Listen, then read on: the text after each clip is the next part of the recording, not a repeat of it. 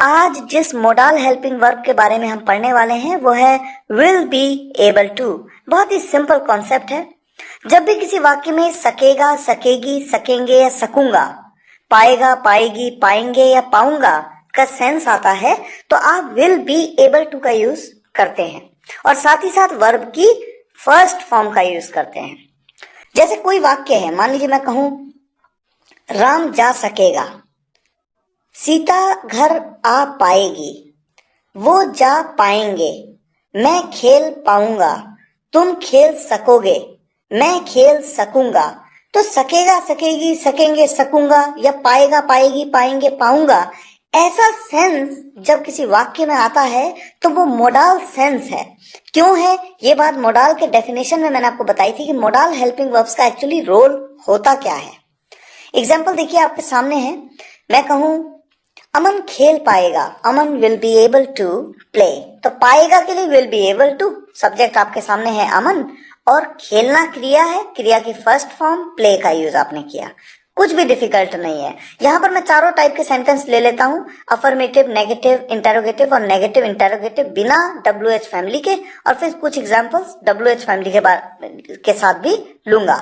WH family क्या होती है इसके बारे में WH फैमिली के चैप्टर में, उसके रिस्पेक्टिव वीडियो लेक्चर में डिटेल में आपको समझाया जा चुका है। अमन खेल नहीं पाएगा, Aman will not be able to play. क्या अमन खेल पाएगा? Will Aman be able to play? क्या अमन नहीं खेल पाएगा? Will Aman not be able to play? Aman क्या खेल पाएगा? अब यहाँ पर क्या का यूज इस तरह से किया गया कि WH फैमिली का रोल आएगा। कौन सी WH फैमिली? व्हाट का यूज। ये बात WH फैमिली में मैंने आपको डिटेल में समझाई भी है। What will Aman be able to play? अमन कैसे खेल पाएगा? How will Aman be able to play? यहाँ पर WH फैमिली है कैसे, कैसे के लिए how का यूज। अमन क्यों नहीं खेल पाएगा? Why will Aman not be able to play? यहाँ पर will be able to, यहाँ पर समर्थता की बात होती है।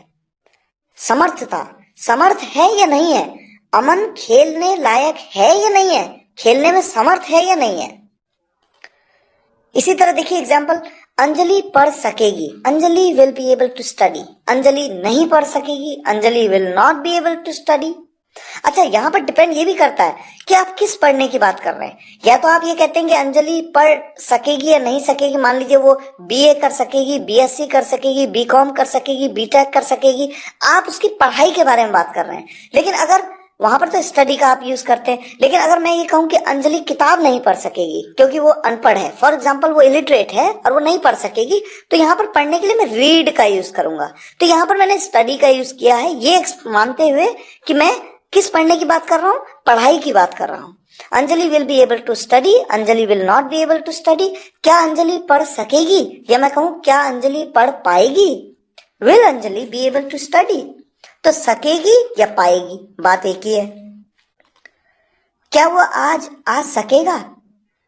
या मैं कहूं क्या वो आज आ पाएगा? Will he be able to come today? मैं पार्क नहीं आ सकूंगा, I will not be able to come to park. और देखिए यहां पर वोंट कहा, विल नॉट को आपने मिलाया अपोस्ट्रोफी की मदद से और वोंट कह दिया, इसे आप वोंट कहते हैं। और ये बात अपोस्ट्रोफी के वीडियो लेक्चर में डिटेल में समझाई है मैंने कि किस तरह से एक हेल्पिंग वर्ब को नॉट के साथ मिला करके अपोस्ट्रोफी की मदद से आप छोटा कर देते हैं। क्या वे लोग मुझसे मिल पाएंगे? Will those people be able to meet me? और साथ ही साथ कहा will be able to, will those people be able to see me? देखिए सी और मीट दोनों का मतलब एक जैसा ही है। जैसे हम कहते हैं ना कि डॉक्टर से मिल लो, सी द डॉक्टर।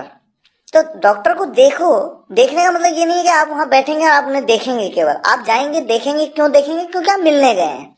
तो सेंस मीट सी का सेम है यहाँ पर। Will those people be able to meet me या सी मी?